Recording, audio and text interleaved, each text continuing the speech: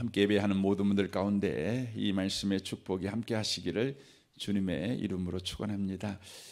우리가 포기를 모르는 기도의 삶을 살아내기 위해서 가장 먼저는 하나님이 누구이신가를 우리가 알아야 된다는 것입니다.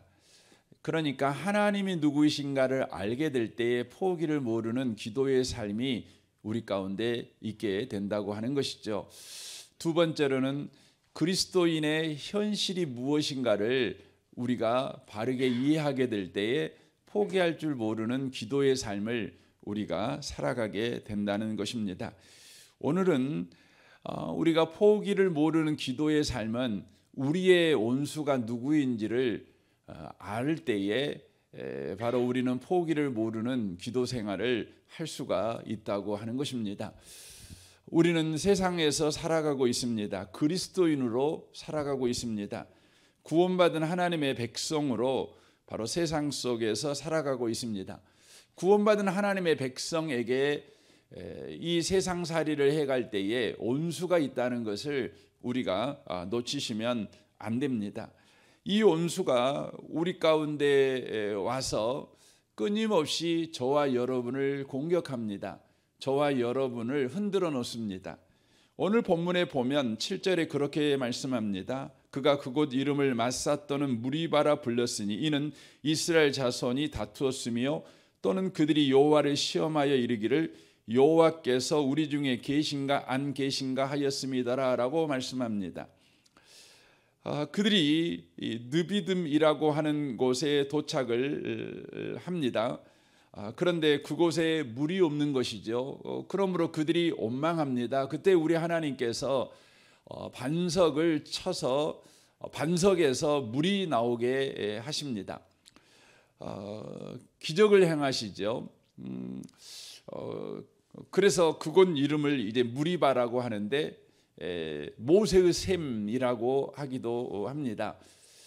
이 모세의 샘으로부터 1.5km 정도 떨어진 곳에 아주 유명한 요르단의 페트라라고 하는 곳이 있습니다.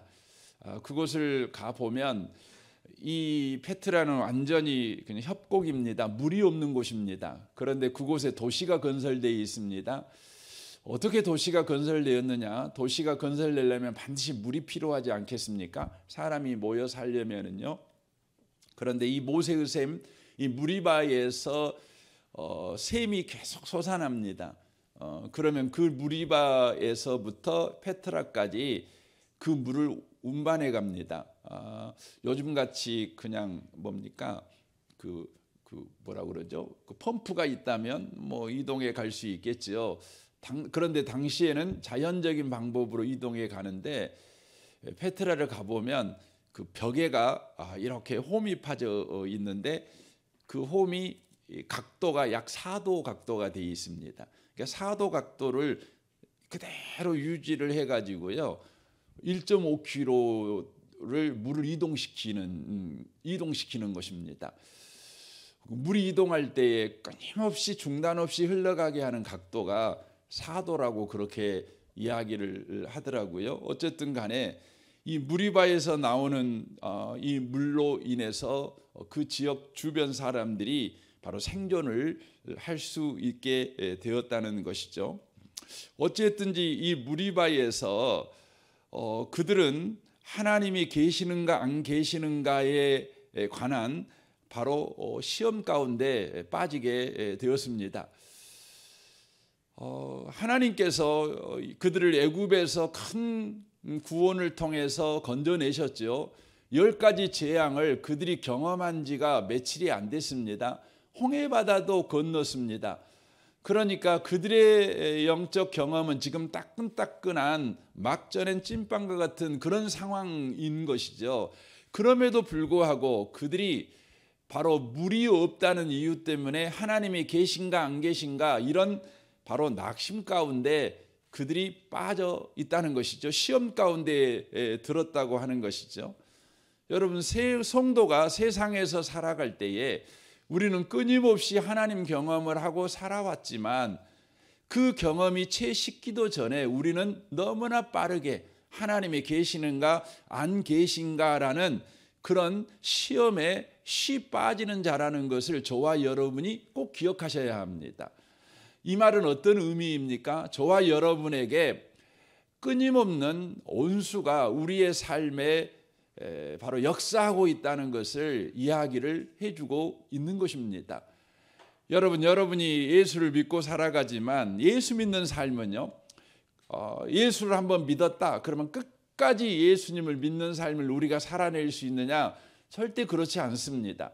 여러분이 하나님의 살아계심을 믿기 시작했다면 죽는 그 순간까지 하나님의 살아계심을 계속해서 믿는 삶을 살아가는 것이 아닙니다. 우리가 비록 구원을 받아 예수를 믿고 있고 하나님의 살아계심을 믿고 있지만 우리는 하루에도 몇 번이고 하나님 안 믿어져요. 그리고 또 믿어져요. 안 믿어져요. 믿어져요. 이것을 계속해서 반복하는 삶을 저와 여러분이 살아간다는 것을 놓치시면 안 돼요. 초등학교 때 그렇게 예수님 잘 믿었던 아이가 사춘기가 되니까 하나님이 계신가 안 계신가 모르겠다고 그렇게 말할 때 부모님들이 얼마나 여러분 마음이 철렁합니까? 나 예배 가기 싫어. 나 예배 가는 것이 꼭 그냥 안 믿는데 가는 그냥 그냥 A로 가는 것 같아서 나 싫어. 나는 진짜 하나님 믿으면 다닐래. 근데 요즘 안 믿어져. 막 이런 말 하면 되게 여러분 놀라지 않습니까? 그러나 여러분과 제가 기억하셔야 돼요. 구원을 받았지만 여러분과 제가 예수를 믿고 있지만 하루에도 몇 번 안 믿었다 그런다는 거예요. 왜 그러냐면 저와 여러분에게 바로 온수가 있기 때문에 그래요. 오늘 본문에 보면 온수가 나옵니다. 거기 8절에 보면 그때에 그렇게 돼 있죠. 그러니까 여기서 그때라는 말은 하나님이 의도적으로 이 일을 하시는 것을 말씀하고 있는 것입니다. 이스라엘 백성이 하나님이 계신가 안 계신가 시험 가운데 들었을 때 우리 하나님께서 의도적으로 그들 가운데 한 사건을 일으켜서 자신들이 왜 믿느냐 안 믿느냐를 그런 시험에 빠졌는가, 왜 그런 상황에 빠졌는가라는 그 원인을 가르쳐 주시는 것이죠. 그 원인이 뭡니까? 여기 보면 아말렉이라고 소개하고 있습니다. 아말렉이 공격해 들어오고 있다고 하는 것이죠. 이 아말렉은 에서의 후손입니다. 히브리 어근으로 보면 죄, 해악, 실수, 사악함, 괴롭게 함의 의미를 갖고 있는 뜻이 바로 아말렉이라고 하는 것이죠. 영적으로 보면 이것이 뭐냐면 육신을 예표하는 것입니다. 육신을 예표하는 것입니다. 그러니까 여러분과 제가 구원을 받았지만 우리는 여전하게 육신을 가지고 살아가고 있습니다. 아직 거듭나지 않은, 아직 성화가 완성되지 않은 육신을 가지고 저와 여러분이 살아가고 있다는 것이죠. 육신의 성화는 언제 이루어집니까? 완전한 성화는 언제 이루어지는 겁니까?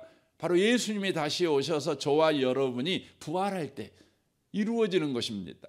그러니까 우리는 죽기 전까지 아직 거듭나지 못한, 아직 변화되지 못한 이 육신을 짊어지고 우리는 신앙생활을 하는 자라고 하는 것입니다. 이스라엘 민족은 지금 시험에 빠졌습니다.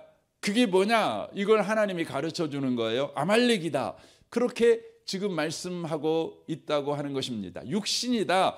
이렇게 말씀하고 있다고 하는 것이죠.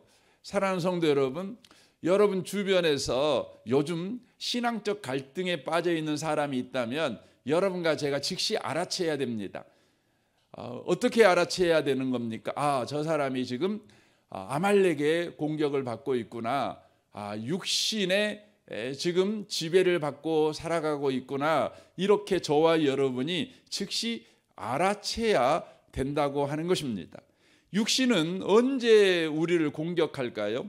이 아말렉의 공격 방법을 이해하면 우리가 금세 이해할 수 있습니다. 신명기 25장을 읽어보면 아말렉이 느비딤에서 이스라엘 민족을 언제 공격한지에 관한 이야기가 나옵니다. 그리고 어떤 방법으로 공격하는가가 기록이 되어 있는데 느비딤에 도착했을 때에 이스라엘 민족은 피곤하고 지쳐 있었습니다. 피곤하고 지쳐 있었다고 하는 것이죠.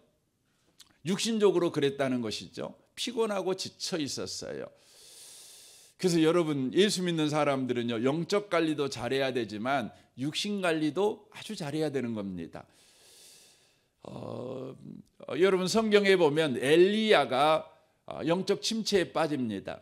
그 이유가 뭐였냐면 영적 문제가 아니라 육신적인 문제였어요.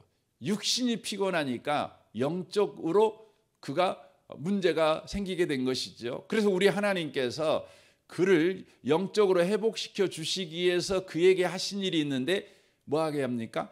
잠들게 합니다. 잠자게 만들어요. 그리고 그에게 풍성한 음식을 먹게 만드십니다. 그리고 나서 하나님께서 그에게 찾아오셔서 말씀하시는 것이죠. 그러니까 우리가 잠을 제대로 자지 못하고 음식을 제대로 먹지 못해서 육신으로 여러분 피곤해 있고 지쳐 있는 상황에서는 하나님의 말씀이 여러분 온전히 들려지지 않는 것입니다. 그래서 우리 하나님께서는 엘리야에게 충분한 잠을 자게 하시고 또 충분한 음식을 먹게 하신 다음에 그때서 비로소 하나님이 말씀하고 계시는 것을 보게 됩니다. 예수님께서 사역하실 때 언제나 주님은 먹을 것을 중요하게 여기신 것을 우리가 알 수가 있어요.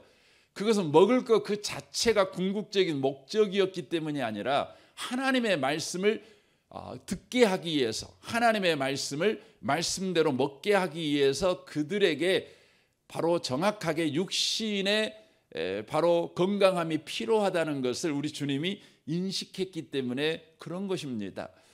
이 아침에 오신 복 있는 성도 여러분, 여러분이 주일날 예배 잘 드리려면은요, 토요일날 여러분 충분하게 여러분 육신적으로 몸 관리를 잘 하셔야 돼요. 그냥 토요일날 얘들하고 그냥 여행 다니고 막 그렇게 다니죠. 여행 다니면 얼마나 피곤합니까? 그래갖고 그냥 허겁지겁 주일날 예배로 와요. 그러니 여러분 예배 때 말씀을 들을 수가 없는 거예요. 영적으로 회복이 될 수가 없는 거예요. 여러분 예배 준비는요, 여러분이 충분하게 기도도 준비해야 되지만 여러분이 잠도 충분하게 자고 음식도 충분하게 먹어서 육신적으로 컨디션이 여러분 좋을 필요가 있다고 하는 것이에요.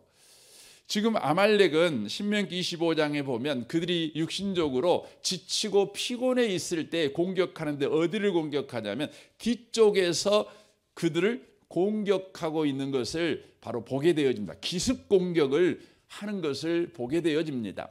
그러니까 여러분 육신은요, 여러분과 저를 공격할 때에 정정당당하게 공격하지 않아요. 뒤통수를 치는 겁니다. 갑자기 기습 공격을 하는 것이에요. 그러니까 여러분과 저에게 하나님에 대한 불신앙이 어떻게 들어오느냐? 갑자기 쳐들어와요. 그러니까 기습 공격으로 바로 쳐들어온다고 하는 것이죠.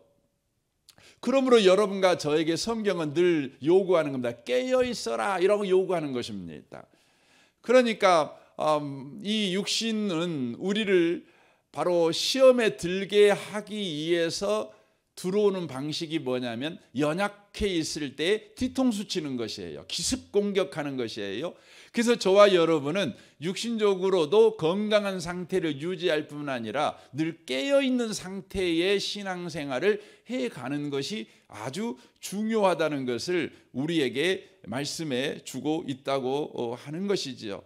이것이 아말렉이 이스라엘을 공격하는 전형적인 방법이요, 오늘날 구원받은 하나님의 백성이 늘 하나님만 의지하고 살아가지 못하도록 공격하는 육신의 전형적인 공격 방법이라는 것을 저와 여러분이 놓치시면 안 된다고 하는 것입니다. 육신이 공격해 올 때 우리 그리스도인은 어떠한 방법으로 이 육신의 공격을 우리가 이겨낼 수 있을까요? 아말렉의 공격에 대하여 이스라엘은 어떤 방식의 바로 전쟁을 하게 되어집니까? 9절을 보십시오. 모세가 여호수아에게 이르되 우리를 위하여 사람들을 택하여 나가서 아말렉과 싸우라. 내일 내가 하나님의 지팡이를 손에 잡고 산 꼭대기에 서리라 라고 말합니다. 여기에 두 가지를 이야기합니다. 여호수아에게 말합니다. 가서 싸워라. 육신과 싸워라, 아말렉과 싸워라, 이렇게 요구하십니다. 여러분과 저는요, 육신과 싸워야 돼요. 그러니까 하나님에 대한 믿음의 삶을 살아가지 못하도록 우리를 불신앙 가운데 빠지게 하는 육신과 싸워야 된다는 것이죠. 싸워야 된다는 것이죠. 그런데 싸움의 방법이, 여기 싸워야 된다고 말을 하는데 육신과 싸워가지고 우리가 이길 수 있느냐? 그렇지 않다는 것이죠.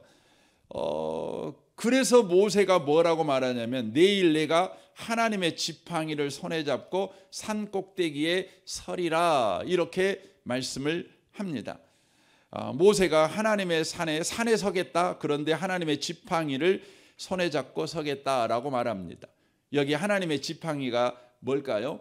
이건 모세가 썼던 지팡이입니다. 그러니까 죽어서 바싹 말라버린 지팡이를 의미하고 있는 것이죠. 바싹 말라버린 지팡이입니다. 그런데 그 지팡이를 지금 모세는 하나님의 지팡이다라고 그렇게 말씀을 하고 있습니다. 죽어버린 지팡이이지요. 죽어버린 지팡이. 그런데 그 지팡이를 손에 잡고 산 꼭대기에 서라, 이렇게 말씀합니다. 이것은 신약 성경에서 보면 영적 의미로는요, 바로 십자가에 매어 달리신 예수님을 예표하고 있는 것입니다. 죽어버린 지팡이, 바로 저와 여러분의 대속 제물로 죽어버리신 예수 그리스도, 우리의 저주를 짊어지고 죽어버리신 예수 그리스도를 바로 예표하고 있는 것이 하나님의 지팡이라는 것을 바로 이야기해 주고 있습니다. 여러분, 우리가 예수를 믿는다는 것은 여러 의미가 있지만 그 중에 하나가 뭐냐면, 예수를 믿는다는 건 예수께서 십자가의 죽으심으로 저와 여러분의 죄와 모든 저주, 죽음이 끝났다는 것을 믿는 것입니다. 우리의 패배가 끝났다는 것을 믿는 것입니다. 우리의 망함이 끝났다는 것을 믿는 것입니다. 죽어버렸다는 겁니다. 예수가 죽었다는 것은 바로 예수의 죽음을 통해 나의 죄가 죽었고, 나의 저주가 죽었고, 나의 죽음이 죽었고, 나의 절망이 죽었고, 나의 패배가 죽었다는 것을 바로 의미하고 있는 것입니다. 그래서 모세가 지팡이를 손에 잡고 산꼭대기에 서는 거지요. 지팡이를 높이 드는 거지요. 하나님 앞에. 하나님 보시옵소서, 이미 패배는 죽었습니다. 이미 죽음은 죽어버렸습니다. 이미 절망은 죽어버렸습니다 하고 모세가 하나님 앞에 기도할 때에 예수를 높이 들고 바로 그가 기도하는 것이지요. 여러분, 육신과의 싸움에서 저 이기는 방식은 뭐냐면 예수를 높이 드는 것입니다. 우리의 육신이 펄펄 살아서 우리를 저주하고 우리를 패망하게 만들고 우리를 절망하게 만들도록 역사하지요. 우리는 육신에게 질 수밖에 없는 그런 연약함이 있고 지친 인생을 살아가고 있는 사람 아니겠습니까? 그럼에도 불구하고 우리는 이 아말렉의 공격 앞에서 하나님을 향해서 높이 예수의 십자가를 높이 듭니다. 이미 내 패배는 십자가에서 예수께서 짊어지셨습니다. 이것을 우리는 믿음으로 고백하는 것이죠. 사랑하는 성도 여러분, 저와 여러분이 연약합니다. 저와 여러분이 지쳐 있습니다. 일어나는 수없이 많은 인생 문제에서 저와 여러분은 집니다. 그래서 우리는 하나님이 살아계신가, 하나님이 과연 나를 도와주시고 계시는가, 이 부분에 대해서 의구심을 가질 수밖에 없는 것이에요. 지혜롭지 못하게 살아가고 있는 우리, 또 우리가 끊임없이 무능력하게 살아가고 있는 세상살이에서 어떤 문제를 만나면 어야태야 울고 우리는 전전긍긍할 수밖에 없는 우리의 현실을 보면서 하나님이 정말 살아계신가, 이런 의구심을 안 가질 수가 없다는 것이죠. 그때 우리는 예수를 높이 드는 것이죠. 아닙니다. 지금 내가 패배당한 것 같은 상황 가운데 놓여 있지만 예수께서 이미 패배를 담당해 주셨습니다. 그러므로 내게 패배가 없습니다. 예수께서 이미 죽음을 당해 주셨습니다. 그러면 내게 죽음이 없습니다. 우리는 예수의 그 십자가를 높이 들어야 된다는 것이에요. 그러나 여러분, 모세는 연약함을 가지고 있죠. 저와 여러분도 연약함을 가지고 있어서 끝까지 예수를 들어야 된다는 건 알지요. 예수를 의지해야 된다는 걸 알지요. 그러나 시선이 내려오는 것이죠. 그때 뭐가 필요합니까? 바로 모세의 손을 이쪽 저쪽에서 들어줄 바로 동역자가 필요하다는 것입니다. 여기 본문에 보면 아론과 훌이 나오고 있는 것을 보게 되어집니다. 아론과 훌이 이쪽 저쪽 모세의 손을 듭니다. 모세가 든 지팡이가 내려오지 않도록 듭니다. 예수의 깃발을 높이 드는, 바로 십자가를 내려놓지 않는 바로 그런 기도가 그에게 있도록, 포기하지 않는 믿음의 기도, 십자가를 의지하는 기도가 있도록 바로 아론과 훌이 옆에서 모세의 손을 들어주고 있는 것을 보게 됩니다. 여기서 중요한 것을 알 수 있습니다. 영적 전쟁에서, 특별히 이 육신과의 전쟁에서 이기기 위해서는 저와 여러분에게 꼭 필요한 것이 있어요. 그게 뭐예요? 여러분과 제가 예수를 의지하여 높이 포기를 모르는 기도 생활이 반드시 요청되지만, 그럼에도 불구하고 끝까지 포기를 모르는 기도의 삶을 살아가기 위해서는 함께 기도하는 기도의 동역자가 꼭 필요하다는 것입니다. 필요하다는 것입니다. 저는 2025년 한 해 동안 여러분에게 꼭 기도의 동역자가 있으시기를 바랍니다. 중요합니다. 이것은 여러분과 제가 세상살이를 해갈 때에 우리의 원수가 육신이라는 것을 안다면 절대 여러분 혼자 이길 수 없다는 거예요. 마음은 온이지만 육신은 약해요. 그래서 마음으로는 계속 바로 예수를 의지하고 온수 육신과 싸우기를 원하지만 내려와 있는 거예요. 내려와 있는 거예요. 그러므로 여러분이 꼭 동역자가 필요합니다. 누군가에게 가서 밥 사주면서 이번 1년 동안 저를 위해서 함께 기도해 주세요. 그렇게 여러분이 뇌물을 쓰든지 간에 꼭 필요하다는 거예요. 꼭 필요하다는 것입니다. 그래서 여기 14절에 보십시오. 18절 보십시오. 13절 보십시오. 여호수아가 칼날로 아말렉과 그 백성을 쳐서 무찌르니라. 여호와께서 모세에게 이르시되, 이렇게 돼 있죠. 그러니까 여호수아가 칼날로 아말렉과 그 전쟁을 쳐서 무찔리죠. 그러니까 영적 이 육신과의 전쟁을 실제 뛰는 여호수아가 이기게 되는데, 실제 이긴 것은 모세가 또 아론과 훌이 함께 하나님의 지팡이를 바로 내려놓지 않은 까닭에 이기게 된 것이지요. 이 전쟁에서 이기자 14절에 여호와께서 모세에게 이르시되, 이렇게 돼 있죠. 근데 다른 번역 성경에 보면 14절에 우리 개역개정에 안 써 있는 성경 구절이 이 단어가 하나 써져 있는데, 그게 뭐냐면 8절에 기록되어 있는 첫 문장 그때라는 단어가 14장에도 그때라는 단어가 기록이 되어 있는 것을 보게 됩니다. 그러니까 그때에 여호와께서 모세에게 이르시되, 이것을 책에 기록하여 기념하게 하고 여호수아의 귀에 에워 들려라. 내가 아말렉을 없이 하여 천하에서 기억도 못하게 하리라.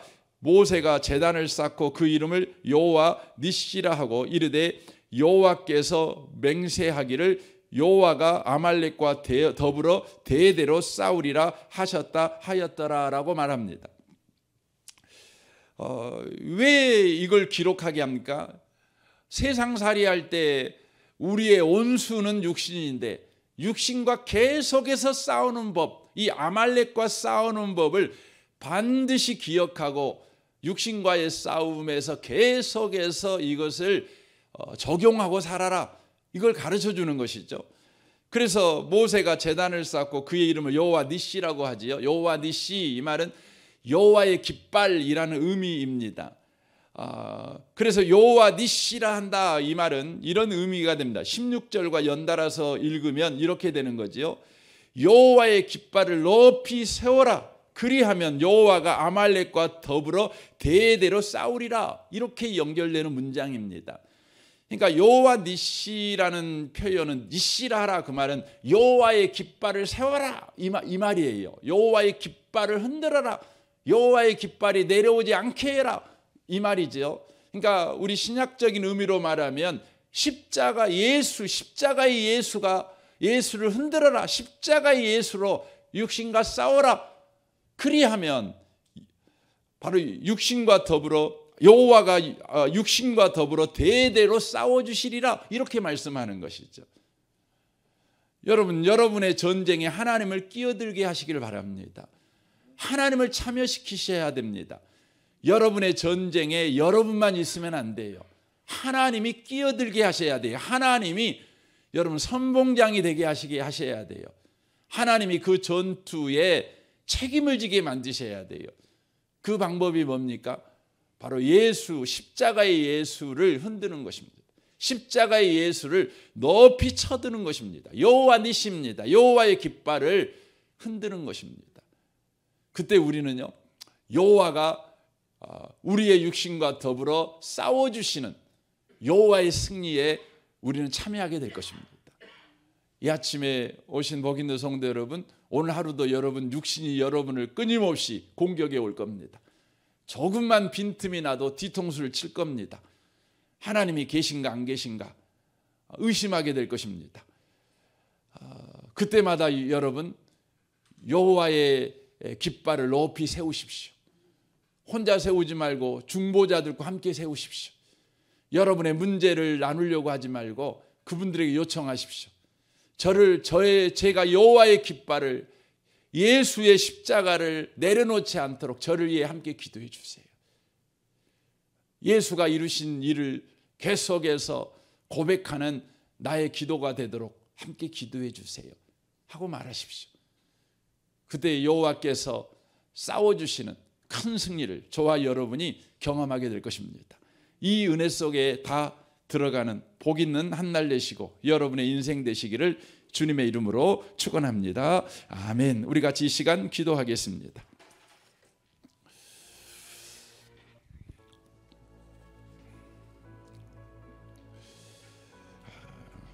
아말렉은 오늘 또 저와 여러분의 연약함을 압니다. 피곤함을 압니다. 약점을 압니다. 기습 공격을 해올 것입니다.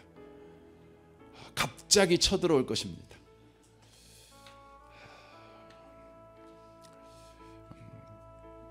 우리는 육신에게 이 육신의 공격, 이 아말렉의 공격을 우리가 당하지 않기 위해서, 우리는 영적으로 늘 충만하기 위해서 우리 육신을 너무 피곤하게 만드시면 안 됩니다. 여러분 건강한 이 피곤하지 않도록 잠 잘 자야 되겠죠. 여러분 적절한 운동도 필요하겠죠. 음식도 잘 먹어야 되겠죠. 이게 필요할 것입니다. 그럼에도 불구하고 육신은 우리를 공격해 올 것입니다. 그때 우리는 십자가의 예수, 나의 저주를 이미 담당해 버리신 예수, 나의 절망을 이미 담당해 버리신 예수, 나의 패배를 이미 담당해 버리신 예수, 그 예수의 깃발을 높이 흔들어야 되겠습니다. 우리는 흔드는 걸 중단하게 되니 중보자가 필요합니다. 여러분 이 아침에 오늘 말씀을 생각하며 주님, 예수의 깃발을 끝까지 흔들게 하여 주시고 또한 끝까지 흔들도록, 포기치 않고 흔들도록 내게 중보자를 붙여주십시오.